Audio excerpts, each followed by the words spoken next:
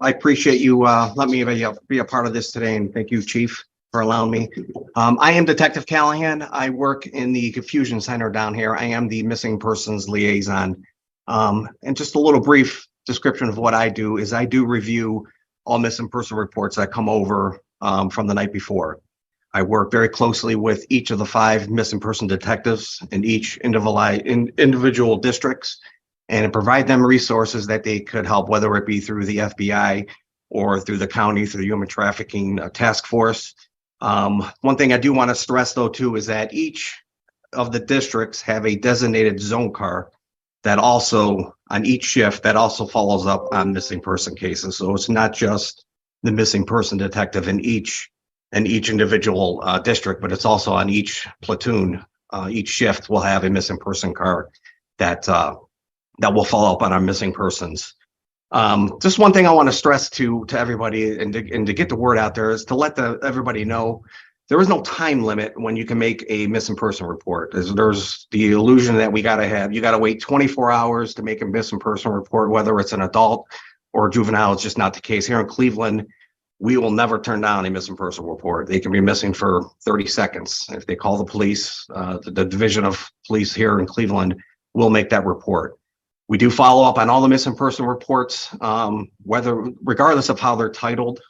We treat them all the same. So whether they're, depending whether it's an adult or elderly or juvenile, they all get followed up, and they all get followed up the same way. And again, if the investigation leads us to other incidents, then we will call on the FBI or the human trafficking task force if needed. Couple of things that I just did want to mention, that any kind of tips that you might have on a missing person, I would like and just get the word out there to call 621-1234. That's the non-emergency number for the Cleveland Police, or 911.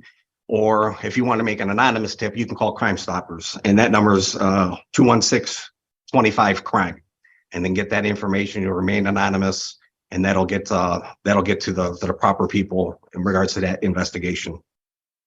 I think.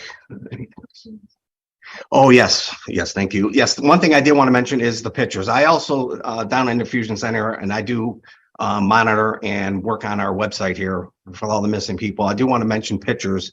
Pictures sometimes is a hard thing to get, especially for juveniles. So my word of advice to all parents out there is to talk to your children, know what they're doing, know who they're talking to, know what their social media accounts are. And in regards to pictures, there's a lot of resources out there that you can get a photo. If you can't get on your children's or your child's social media and take a picture, police need those pictures. It's very important. You can also go to the BMV. BMV will allow children and will take photos and get children an ID. You can be 1 year old if you want and get an ID. You can be 3, you can be 5. It doesn't have to be for a driver's license or just a state ID. So they could go to the BMV, and there's plenty of, I think the county, if I'm not mistaken, will do the fingerprinting kits for us and take photos. So getting the photos out there and giving the police as much information as you can when you make a missing person report, what the child's wearing, where the child's known to hang out, their friends, those sorts of things. All that is instrumental when conducting a missing person investigation.